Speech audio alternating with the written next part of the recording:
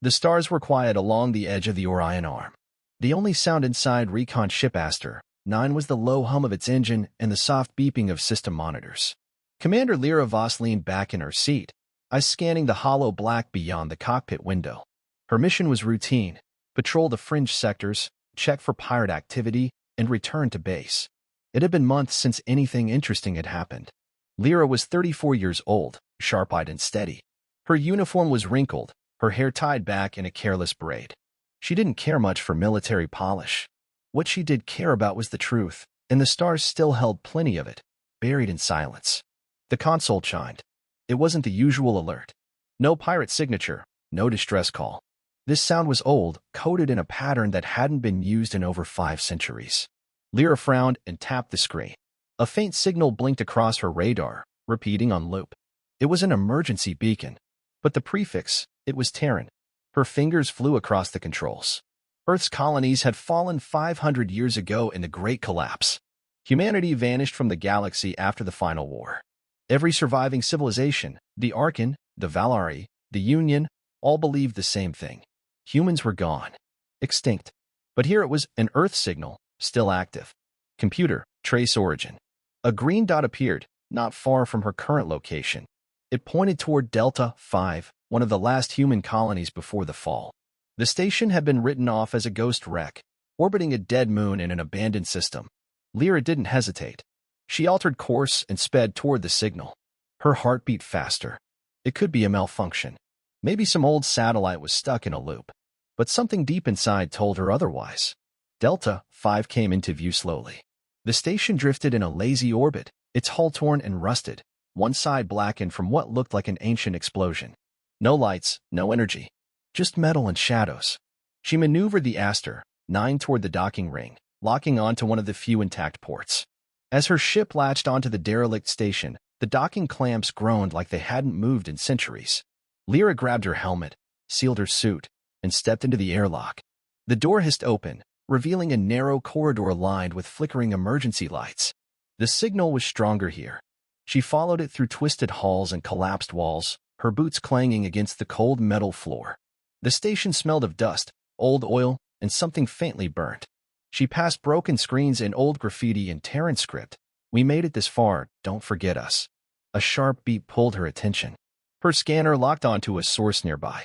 She pushed open a jammed door and entered what looked like a control room. There it was, an ancient beacon mounted into the wall. Still active, still blinking. And next to it, something even stranger. On the bulkhead, scorched deep into the metal, was the insignia of the Terran Defense Fleet, a silver planet surrounded by stars. No one had seen that emblem in over 500 years. Lyra reached out and touched the edge of it. It was real. Not a dream, not a fake. Suddenly, her headset crackled. A burst of static, then a voice, distorted, robotic, but unmistakably human. "Commander Voss, if you can hear this, you found what was meant to be hidden. The fleet is waiting." Her heart stopped. She hadn't transmitted her name. Not once. She stumbled back, eyes wide. The signal cut off. She ran back to her ship and pulled the records from her console. Every bit of data pointed to one thing. This beacon hadn't just turned on, it had been activated. Something or someone wanted to be found. Back aboard the Aster 9, Lyra initiated a secure channel and sent a compressed report to command. She included everything: signal logs, images of the beacon, the voice recording. The response came quickly. "Commander Voss, this matter is now under investigation by GPA intelligence. You are to erase all records and return to base. Immediately. Do not pursue further." She stared at the message, jaw tight.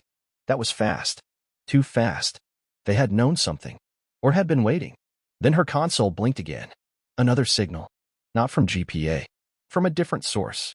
Hidden inside the first one. This one was smaller, encrypted, but she cracked it in seconds. It was just a set of coordinates. Coordinates leading into deep space, far beyond any known star lanes. Her hands hovered over the controls. She could obey orders. Go back. File the report. Let it disappear. But that voice had known her name. And something out there, something human, was waiting. She changed course. The stars thinned as Commander Lyra Voss crossed into uncharted space. The new coordinates led her toward a dense, dark region of the galaxy known only by a number, Sector V-17. It had no name, no mapped lanes, and no reason to visit. Most pilots avoided it. Some said the gravity fields were unstable. Others claimed ships vanished inside it. But Lyra wasn't most pilots. The sector ahead looked like a black smear across the stars. A massive cloud of dust and radiation stretched for light years, hiding everything within. It was called a dead nebula, a place where old stars had died but new ones hadn't yet been born. Static rippled across her screens. The sensors blinked in and out. Long-range comms went silent. Still, the signal was strong. The strange transmission she had followed from Delta 5 pulsed steadily on a tight band, guiding her deeper inside. She tightened her grip on the controls as her ship shuddered. Gravity waves tugged at the hull. Debris floated past, broken asteroids, scraps of old metal. Her ship's systems dimmed, then recovered. Pulled together, she muttered under her breath. Deeper inside the nebula, the stars vanished completely. She was flying blind now, relying only on her short-range scanners and her instincts. Then something appeared. At first, it looked like a shadow, huge, long, and silent.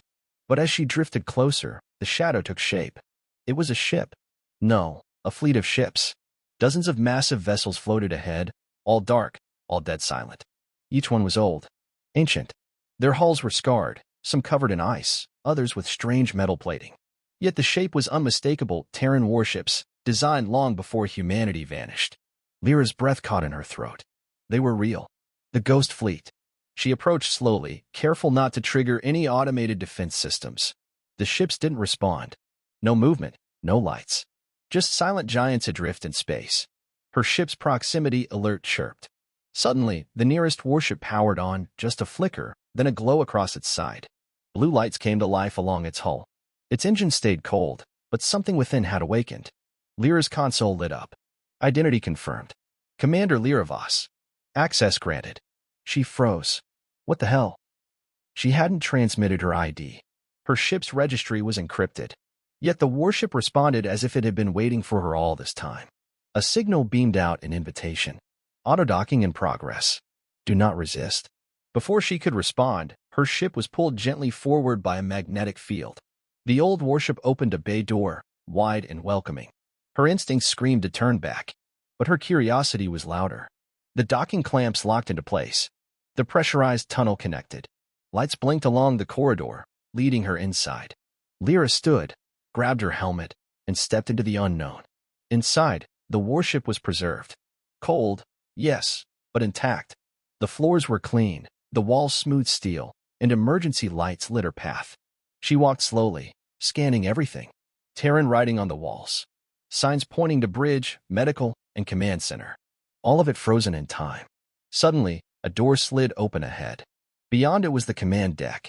And in its center, glowing blue and flickering like firelight, stood a holographic figure, tall, dressed in a Terran officer's uniform, face calm, but artificial. Welcome, Commander Voss, the figure said. You have arrived at last. Lyra stared. Who are you?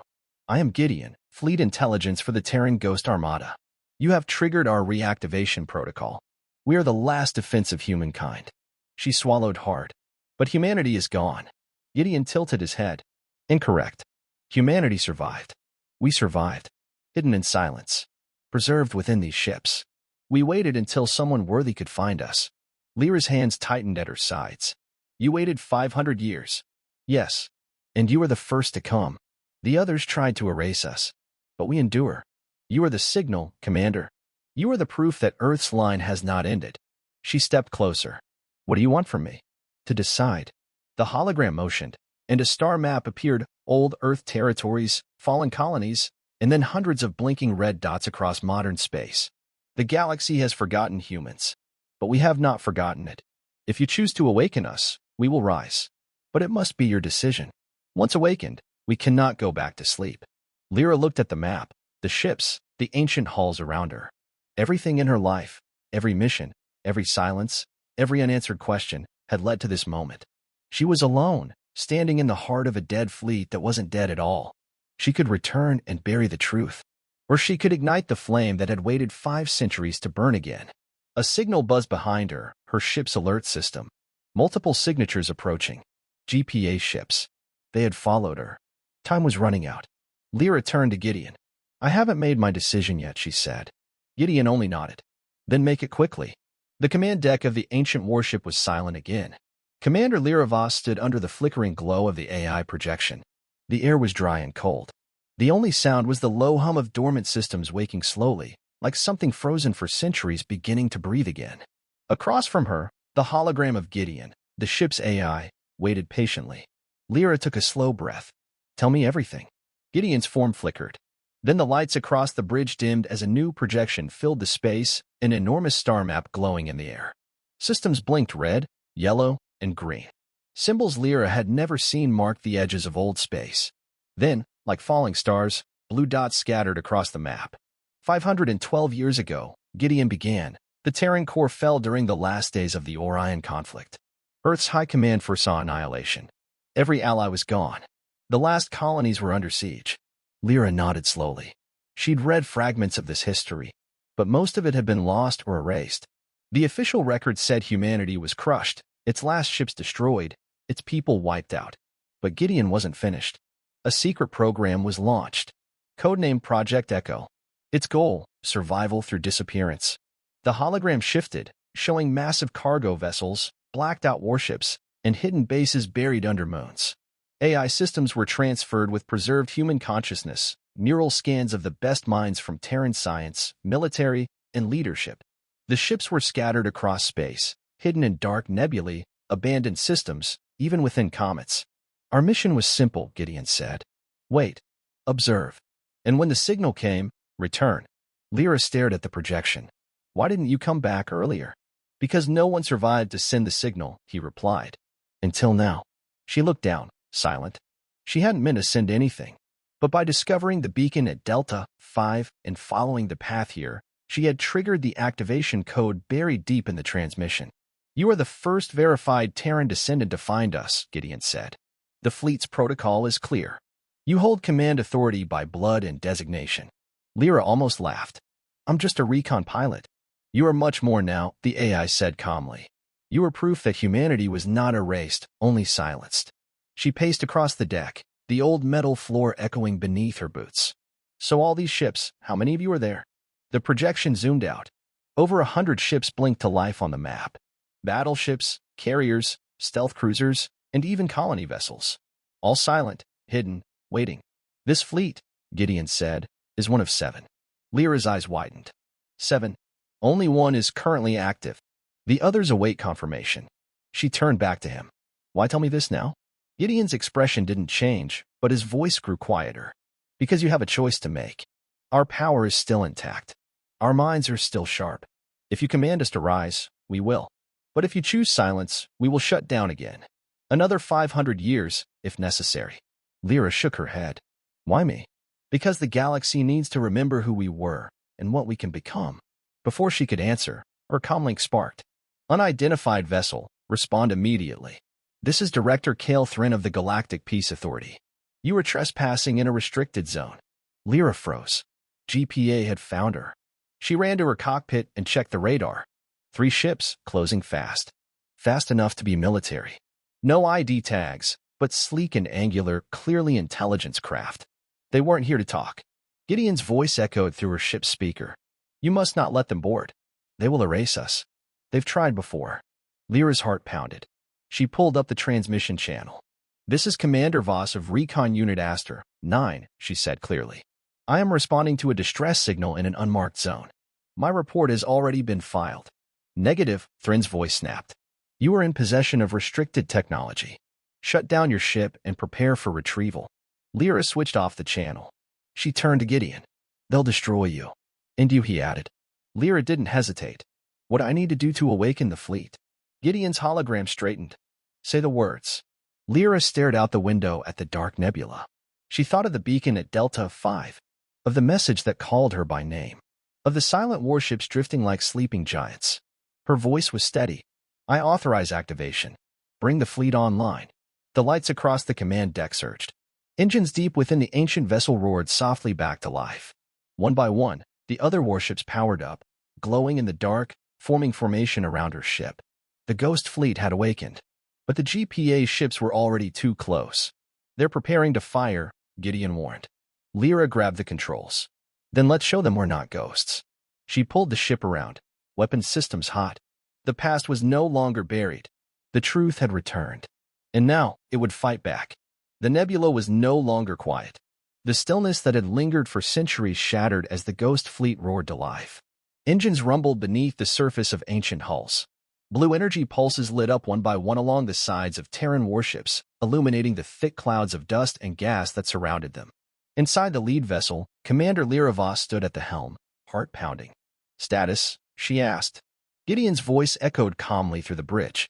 "All systems online. 12 vessels fully powered. 40 more are in the activation cycle. We will be ready in 3 minutes." 3 minutes wasn't long, but the GPA wouldn't wait that long. Lyra's console flashed with red alerts. The 3 enemy ships had broken formation and were closing in. Fast. They were smaller than the Ghost Fleet's ships, but newer, faster, and heavily armed. Intelligence-class vessels, built for quick strikes and deep operations. They weren't here to investigate. They were here to eliminate. "Commander Voss," came Director Kalethrin's voice over the open comms. "This is your last warning. Power down the fleet. Surrender control, or be destroyed." Lyra didn't answer.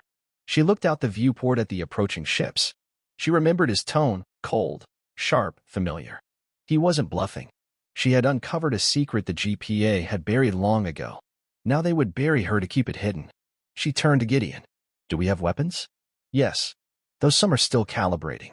Our systems were designed for sustained war, not instant conflict. I recommend evasive action." Lyra nodded and activated the fleet-wide channel. "All ships, this is Commander Voss. Defensive protocol only. Do not fire unless fired upon. Stay close and shield the inactive vessels. Prepare for maneuvering." Her voice was clear, firm.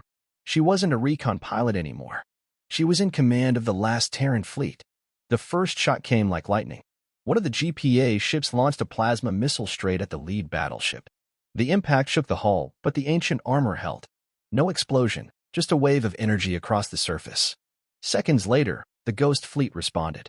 A pair of Terran cruisers fired up their ion turrets, targeting the nearest GPA vessel with short, controlled bursts. One blast clipped the enemy's wing, forcing it to veer off course. Another GPA ship circled around and began targeting Lyra's position. "Brace," she shouted, gripping the console. A pulse beam slammed into her ship's rear thruster, spinning it sideways. Alarms blared. Smoke hissed from the side vents. But she kept her hands steady and pushed the engines back to life. Gideon spoke through the static. "Enemy vessels are attempting to isolate and disable your command. They seek to cut off your control over the fleet. I won't let them." She triggered the fleet's internal communication system again. "All units form perimeter around the ship. We hold the line here." Like sleeping giants waking with purpose, the Ghost Fleet moved as one. Ancient Terran warships, long thought lost, shifted into combat formation. A dozen ships moved to shield Lyra's command vessel, rotating into position with surprising grace. Though old, their design had not aged. Their systems had been built to last, not for years, but for ages. The GPA ships realized they were outnumbered, but they weren't retreating. They changed tactics. Instead of brute force, they began deploying signal dampeners, electronic warfare drones meant to block Lyra's ability to command the fleet. Gideon saw it instantly. "They're trying to sever your control link. If successful, the fleet may fall into standby. Or worse, chaos." Lyra narrowed her eyes. "Not if I can stop it." She moved fast, rerouting command protocols through old hardwire backups. The Ghost Fleet's strength wasn't just its firepower, it was its independence. Each ship was capable of operating on local AI if needed. But without coordination, they'd be vulnerable. She typed a short command and sent it to all vessels. "If signal lost, defend the fleet. Defend the truth. Do not stop." The dampeners took effect seconds later. Her screens went black. She slammed her fist into the console. "Come on. Hold together." Static filled the bridge. The lights flickered. Then, slowly, one by one, the screens returned dim, then clear. The fleet was still moving. Still fighting. They hadn't gone silent. They had listened. Outside, the battle turned. One of the GPA ships tried to break through the line, but a Terran dreadnought blocked its path. The enemy fired again and again, but the dreadnought didn't move. Its armor absorbed the damage until its main cannon charged. One shot. One hit. The GPA ship vanished in a bright flash. The second enemy tried to flee, but a cluster of cruisers boxed it in and disabled its engines. The third turned to run before vanishing into the fog of the nebula. Lyra let out a long breath. Silence returned. But it wasn't the same silence. Now, it was a silence that followed action. A silence that held weight. A silence that spoke. The ghost fleet had defended itself, and her. Her comms blinked. A message from the remaining enemy ship before it vanished. "You've made a mistake, Commander Voss. This won't be forgotten." She closed the message without replying. Then she turned to Gideon. "They'll be back," she said. "Yes. And next time, they'll bring more." She stood tall. "Then we get ready. But first." She sat at the console and began typing a transmission. "To all colonies, to all free systems, to all who remember Earth. This is Commander Lyra Voss. The Terran fleet is real. We are alive. And we are no longer silent." She sent it on every old Earth frequency, every buried channel the fleet could access. It would take time to spread, but it would spread, and the galaxy would hear it. The ghosts were awake. The message spread like wildfire. From the heart of the nebula, Lyra's broadcast raced through the old Terran frequencies, jumping from system to system, satellite to satellite. Every signal relay that still recognized Earth's coding lit up, many for the first time in centuries. On the outer colonies, long-forgotten screens flickered to life. On fringe stations, scavengers and settlers froze mid-task, watching a worn woman's face appear through static. "This is Commander Lyra Voss. The Terran ghost fleet is real. Humanity is not extinct. We survived. We endured. And now, we return." The words echoed far beyond what she imagined. Some people wept. Some cursed. Many did not believe it. But a single, unshakable fact had entered the galaxy's bloodstream. Humans were back. Lyra sat on the command deck, watching the ghost fleet quietly orbit in formation. Repairs were underway. The damage from the brief battle with the GPA was minor, but it had exposed the limits of the fleet. Age still weighed on these ships. Power cores needed regulation. Shields needed rebalancing. Weapons had to be recalibrated after centuries of silence. She hadn't slept in 2 days. Gideon hovered nearby, ever steady. "The broadcast has reached 13 systems," he reported. "We've received 72 incoming transmissions. Most are questions. Some are threats. One is an invitation." Lyra raised her eyes. "From who?" "Colony Arcas 7. Independent world. Human-descended population. They're asking if the fleet is real and if Earth is returning." That word, Earth, hit harder than she expected. Earth was gone. The planet itself had been destroyed during the collapse. But its name still held weight, like a memory carved into the galaxy. The thought that others still remembered it gave her a sudden surge of energy. "They believed the lie," she said softly. "Everyone did. Most lies work best when no one survives to challenge them," Gideon replied. She nodded, then stood and walked to the viewport. The nebula outside was no longer terrifying. It was a cradle, a place that had hidden their last hope for 5 centuries. And now, that hope had stepped out into the light. But not everyone welcomed it. A private signal came through, direct encryption, high priority. Gideon warned her. "GPA intelligence. It's Kael'thran." She stared at the blinking icon, then tapped it. His face appeared on the screen, sharp and cold. Behind him was the interior of a command vessel, dark and clinical. "Commander Voss," he said smoothly. "I'm not here to threaten you. I'm here to offer you a way out." She didn't reply. "The fleet is active," he continued. "That much is obvious. And you've made quite a spectacle. But you don't understand what this means. If this gets out of hand, entire regions could collapse. Do you really want that on your record?" Lyra folded her arms. "What I want is the truth to survive. You tried to erase us. To protect the galaxy from chaos," he said sharply. "The wars Earth started almost destroyed everything. You think awakening a ghost armada will bring peace. You don't get to speak for peace," she snapped. "You speak for silence. The kind that buries people, buries truth." Kael leaned forward. "Then I'll say it clearly. Shut down the fleet. Recall the signal, and I'll make sure your name is cleared. You'll live." She stared at him, anger steady but contained. "And if I don't?" He didn't blink. "Then you'll start a war you can't finish. And this time, there will be no survivors to send a signal." The screen went black. Lyra turned away slowly, letting his words hang in the air. Gideon spoke gently. "What do you wish to do?" She didn't answer immediately. Instead, she sat at the old captain's chair, one that hadn't held a living person in centuries, and placed her hands on the arms. "I want the galaxy to remember us," she said finally. "All of us. Not just the mistakes. The strength. The fight. The survival." She activated the fleet's archival system. Every Terran ship had a vault of data, memories, recordings, ship logs, scientific breakthroughs, names of lost colonies. All of it preserved, and all of it hidden. Until now. She input her command codes, linked them to the transmission array, and opened the floodgates. Uploading the Terran archives, Gideon confirmed. This information will reach thousands of nodes. A single status line appeared on the console. Transmission. Earth's history. Uploading to Galactic archives. The process would take hours, but once started, it couldn't be stopped.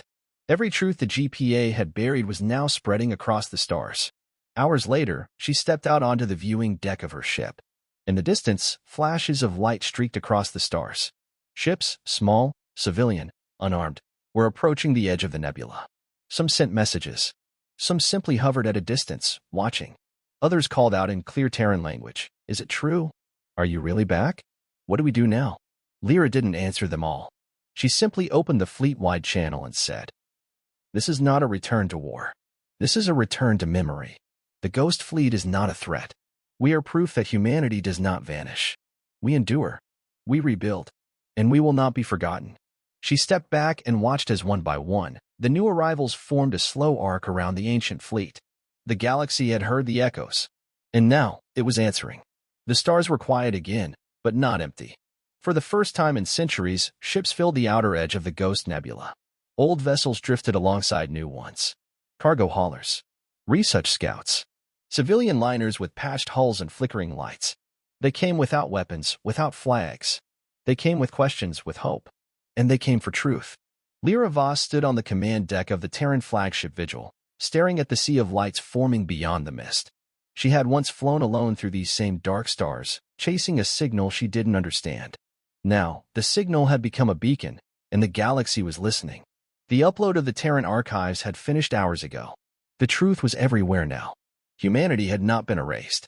It had endured, quietly, patiently, painfully. Buried in silence, protected by steel. The Ghost Fleet had not been dead. It had been waiting. Across a dozen systems, reactions unfolded quickly.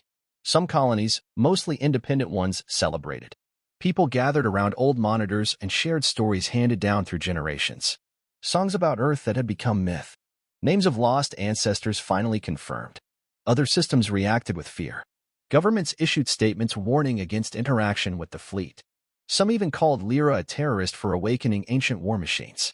The Galactic Peace Authority was silent, but their ships were moving quiet deployments, subtle blockades, fleets shifting into defensive positions near border zones.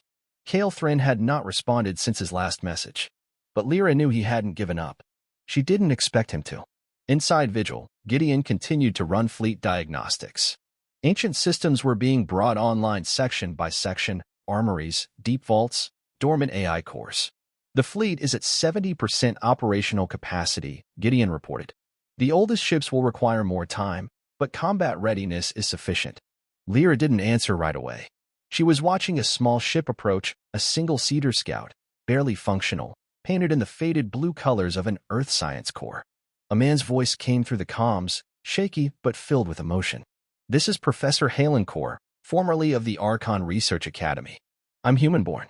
My grandmother told stories of a signal that would call us home. I never thought it was real." Lyra smiled gently. "It's real, Professor. You're not alone." Others followed.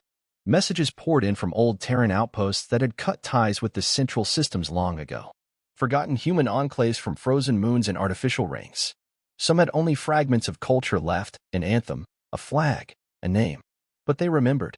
Each message reminded Lyra of why this mattered. The war hadn't just broken planets. It had broken memory. Now, they were stitching it back together. Later, Gideon called her to the strategy deck. "You need to see this." A hologram appeared. A fleet, dozens of ships, marked with the unmistakable signature of the GPA. They were gathering in neutral space, organizing into strike groups. Lyra's jaw tightened.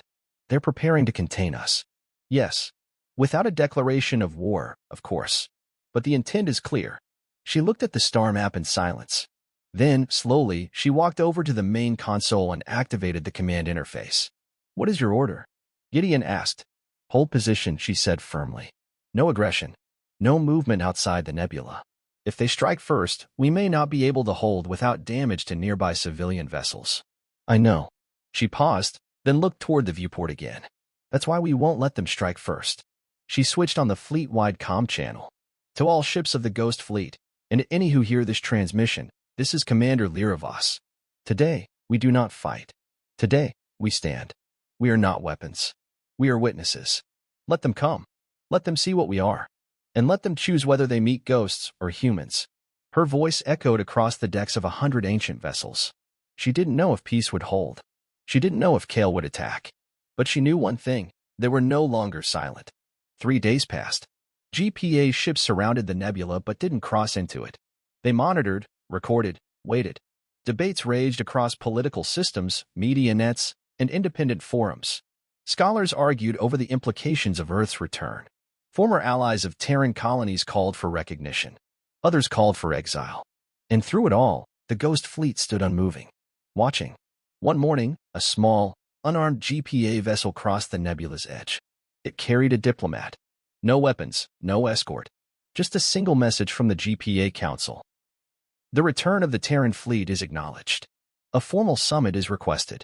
Lyra read it twice. Then she smiled. The fleet didn't need to fire. It didn't need to conquer. It only needed to exist. Because in existence, it had broken the greatest lie ever told. That humanity had vanished. It hadn't. It had simply waited long enough for someone brave enough to wake it. Later, standing alone in the observation deck, Lyra looked out at the stars. Ships were arriving daily now, explorers, historians, even families searching for forgotten roots. The fleet was becoming more than a relic. It was becoming a symbol, a signal that the past could survive, that silence could be broken, that ghosts could become human again.